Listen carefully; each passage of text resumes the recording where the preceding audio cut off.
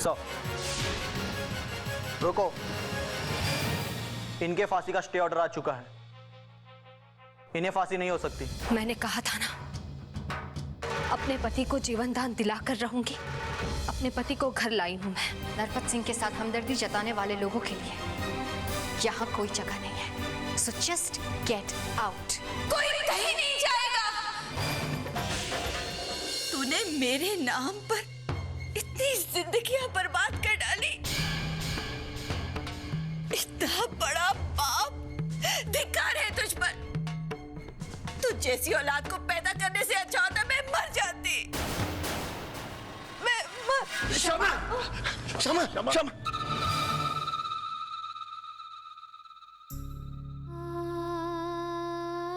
अरे अंबिका, तुम ये क्या कर रही हो?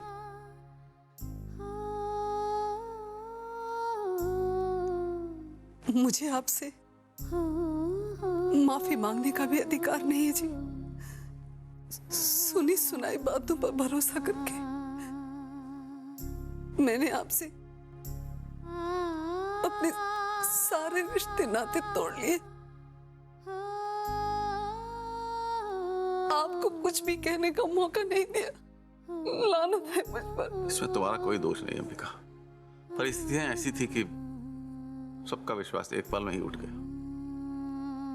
मैं आपको बता नहीं सकती पापा, आपको देखकर कितनी खुशी हो रही है। मम्मी ने और हम सब ने आपके बिना जीना सीखा ही नहीं।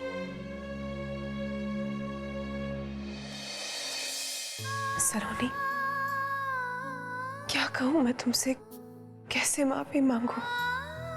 बहुत शर्मिंदा हूं मैं। बार बार दूसरों के बहकावे में आकर तुम्हें गलत समझती रही मैं। नहीं भाभी साहब, ऐसा क्यों? नहीं सलोनी, बोलने दो मुझे।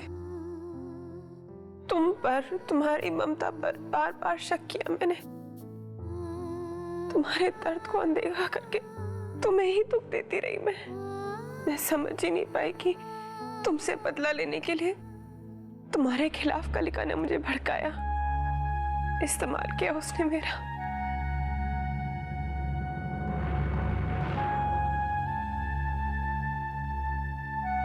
बदले में मैंने तुम्हें कितना दुख दिया। माफ कर दो मुझे। अपनी छोटी बहन से भला कोई माफी मांगता है? इतने लोगों का दिल दुखाकर, इतनी तकलीफ पहुंचाकर इसे शर्म से डूब मरना चाहिए, उस पर तो कोई असर ही नहीं। दो परिवारों को जिसने अपनी नफरत का शिकार बनाया, मैं उसे कभी माफ नहीं करूंगा। नहीं नाहर, कलिका दीदी मेरी बहन है जो भटक गई थी। उन्हें उनके कर्मों की सजा मिल गई है। जिस मां के लिए उन्होंने अपने जीवन की दिशा बदल दी, झूठ और फरेब का रास्ता चुना, आज वही मां उसे अपनी औलाद समझने से इनकार कर रही है। एक बेटी के लिए इससे बड़ी सजा और क्या हो सकती है?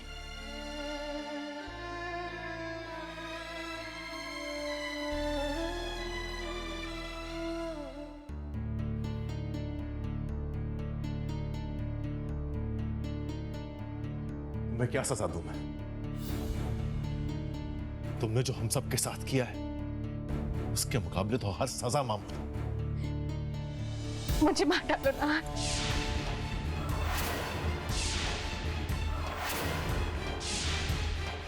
मैंने आप सबकी बहुत बेइज्जती की।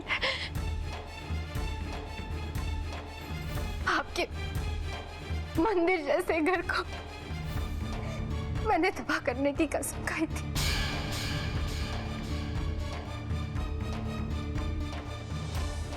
तो मैं आप लोगों से माफी कैसे मांगूं?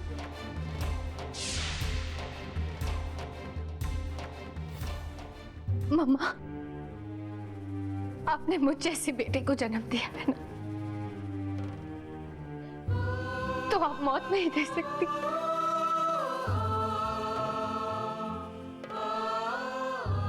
आप सबने ठीक कहा था कि प्यार के आगे नफरत ज्यादा देर तक नहीं टिक सकती। मैं नहीं समझ पाई, मैं गलत थी।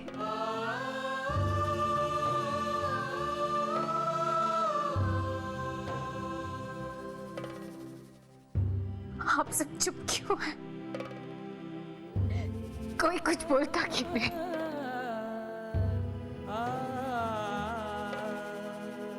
पापा, कुछ तो बोलिए, गाली दीजिए, मारिए, बद्दुआ दीजिए। आप लोग मुझे माफ नहीं करेंगे, और खास करके आप पापा।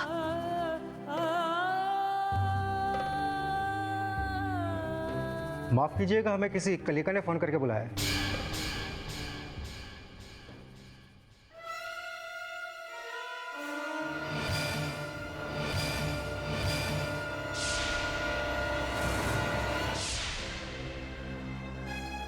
मैंने आपको बुलाया था क्षितिज के कत्ल के जुर्म में मुझे गिरफ्तार करने।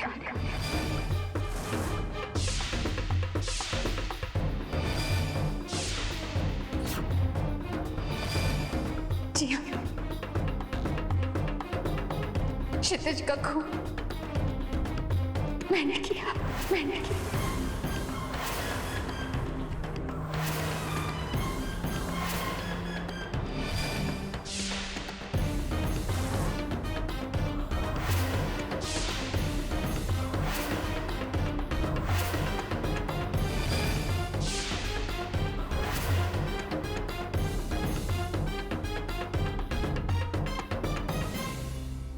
क्या कलिका, क्षितिज, हमारे बेटे ने तुम्हारा क्या बिगाड़ा था कि तुमने उसकी जान ले ली? मैं तो गुनहगार हुई पापा, पर क्षितिज भी यहाँ बदला लेने के इरादे से आया था।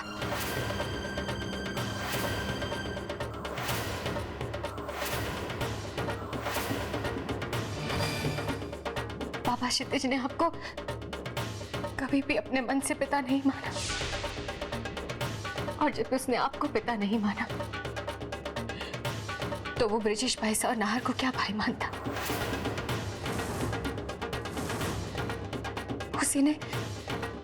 उसी ने आपका बिजनेस बर्बाद करना चाहा।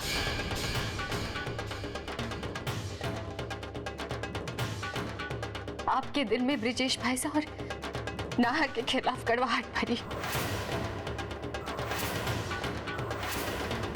उसने भाई साहब को नकली मेडिसिन के केस में फंसा दिया और नाहर के अकाउंट में लाखों रुपए ट्रांसफर करवा दिए।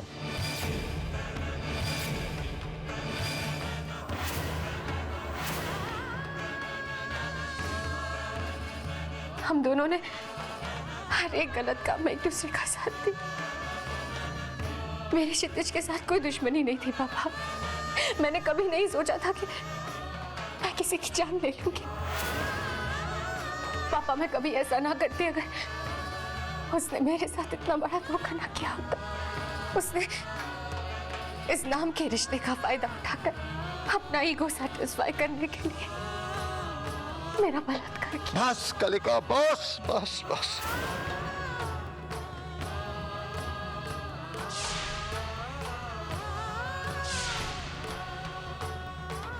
बस अब और सुनने की हम में ताकत नहीं। गिरफ्तार कर लीजिए।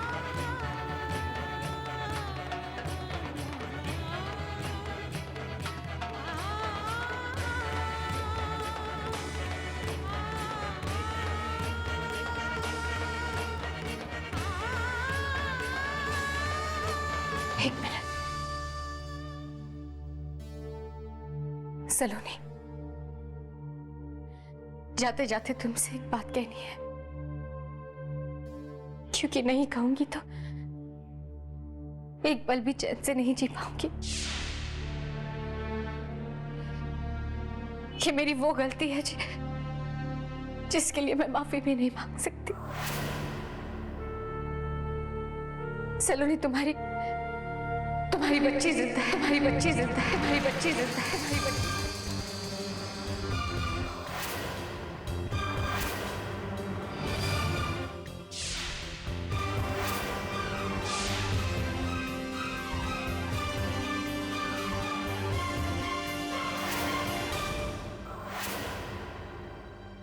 मैंने उसे एक मरी हुई बच्ची के साथ बदल दिया था।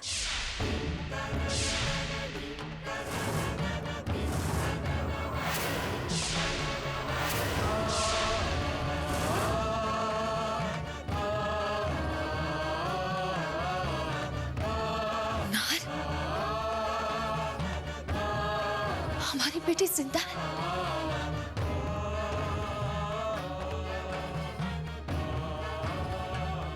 सच कलिका दी, सच कह रही हैं आप? मेरी बेटी जिंदा है। बताइए ना, कहाँ है वो? कहाँ है मेरी बेटी? किसके पास है? कहाँ रहते हैं वो लोग जिनके पास मेरी बेटी है? बताइए ना कलिका दीदी, कहाँ है वो? बोलिए ना। मैं जानती हूँ मेरा कोई विश्वास नहीं करेगा, पर मैं सच नहीं जानती कि तुम्हारा बच्चा कहाँ है।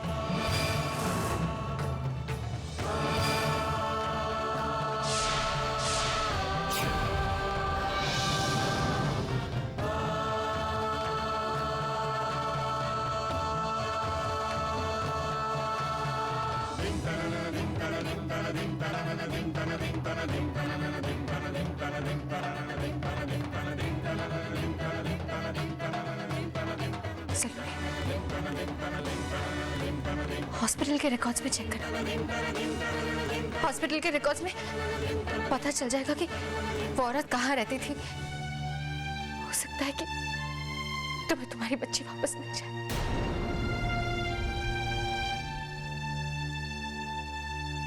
मुझे माफ कर देना बहन, मुझे माफ कर देना।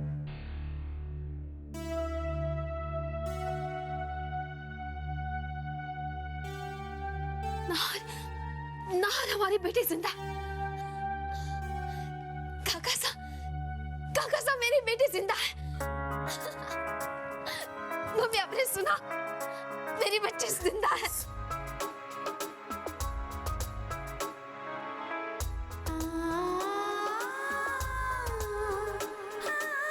तकदीर के खेल निराले हैं।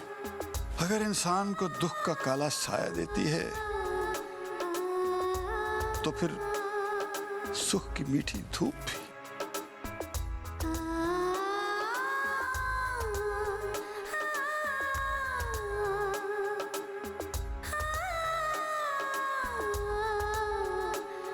हाँ मेरी बच्ची,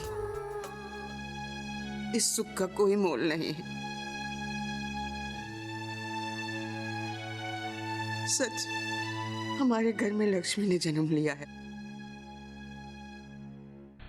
कहती थी ना, अपना विश्वास डिगने मत दे।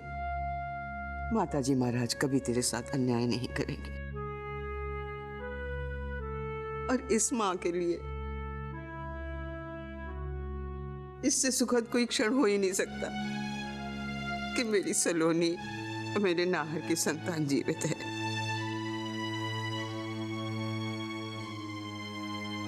तू बे औलाद नहीं है मेरी बच्ची, तू बे औलाद नहीं है तू बे औलाद।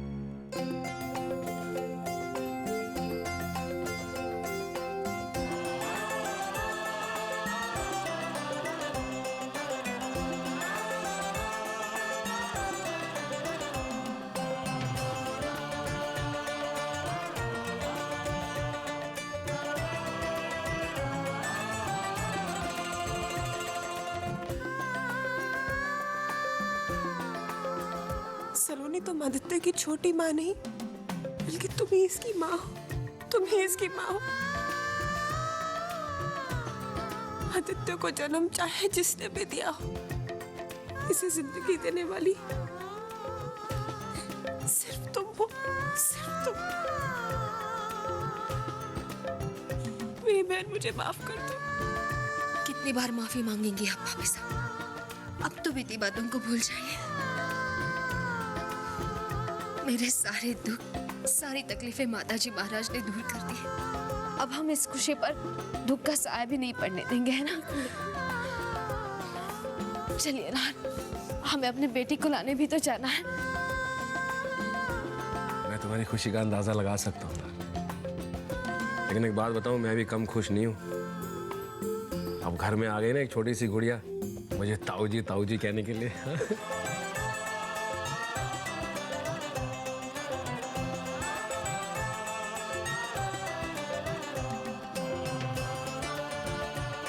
मेरी बेटी के जीवन से जिन खुशियों ने हमेशा के लिए मुंह मोड़ लिया था, वापस से उसे उसकी झोली में डालकर तुमने मुझ पर बहुत बड़ा उपकार किया है माँ, बहुत बड़ा उपकार किया है।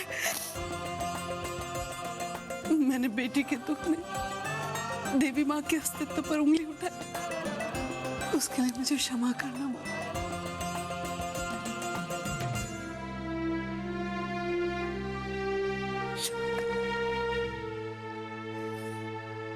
पापा, जीती रहो बेटा। भगवान से प्रार्थना करूंगा कि अब तुम्हें तुम्हारी बच्ची से मिलने में एक पल की भी देरी न करे। मुझे जितना भरोसा मेरे ईश्वर पर है, उतना ही आप सबकी दुआ पर भी है पापा। आप चले गए थे तो सब बिगड़ गया, अब आप लौट आए हैं तो नसीब भी मुस्कुराने लगा।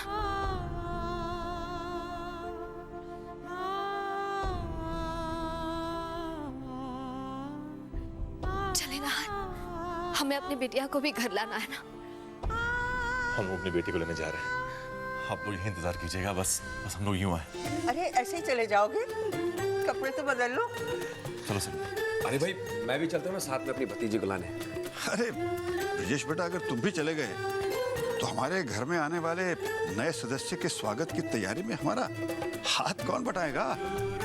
हाँ भाई ये बात भी सही है। ठीक है तुम लोग जल्दी जाओ अपनी बिटिया को लेकर आओ। चलो सर। सलोनी कितनी खुश लग रही है ना।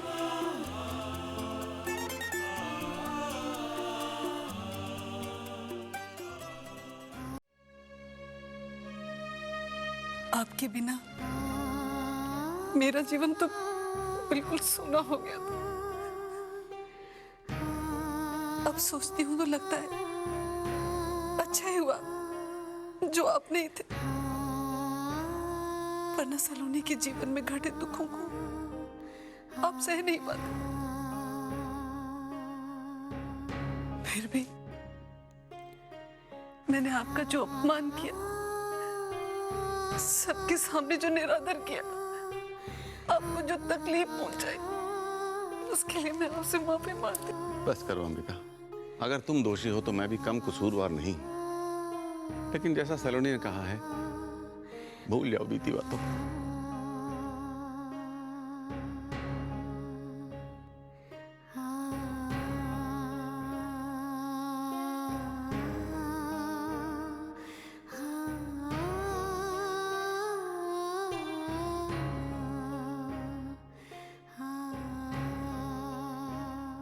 अब मुझे भी चलना चाहिए। लेकिन श्यामा जी, आप कहाँ जाएंगे? जीवन के आधे हिस्से को तो बेहोशी में गवा दिया। अब बची हुई उम्र भगवान के चरणों में बिताना चाहती हूँ। लेकिन क्यों? हंसते खेलते दो परिवारों को दुख जो मेरी बेटी ने दिए है, उसका प्रायश्चित मुझे भी तो करना होगा ना। लेकिन क्षमा, तुम मत रोकिए मुझे। आप सबको देखकर बार बार मुझे कलिका की भूल का एहसास होता रहेगा।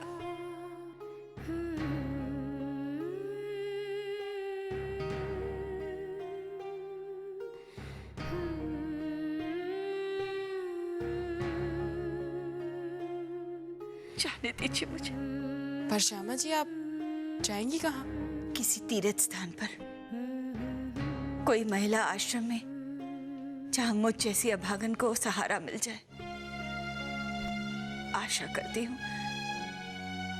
भगवान एक ना एक दिन मेरी बेटी और मुझे माफ कर देगा। पर जहां भी रहूंगी, सलोनी और उसकी बेटी की खुशी और जिंदगी के लिए हमेशा प्रार्थना करती रहूंगी। देखिए श्यामा जी, आप इतने उपकार किए आपने मुझ पर, एक और कर दीजिए, जाने दीजिए मुझे। क्षमा को मत रोको अंबिका। एक अपराध भाव को मन में लेकर जीना कितना कठिन होता है, मैं भली भांति जानता हूँ।